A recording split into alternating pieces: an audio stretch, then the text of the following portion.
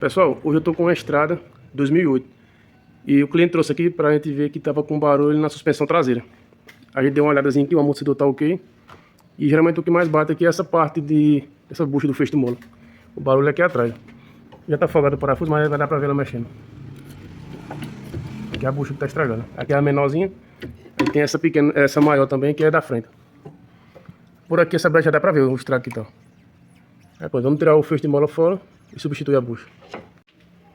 Pronto, a mola já tá fora. Aqui da fora dá pra ver melhor a folga na bucha. Vamos tirar ela na prensa. E a marca que a gente usa essa daqui. Olha lá. Essa aqui é pequenininha, pega na parte de trás. E essa outra é maior, pega na frente. Aí tá finalizado já o serviço. A gente botou já o feixe de mola no lugar. E agora você coloca a chave aqui, você vê que não tem mais folga. Essa de trás, né, que é a pequenininha. E essa da frente aqui também tá justa agora.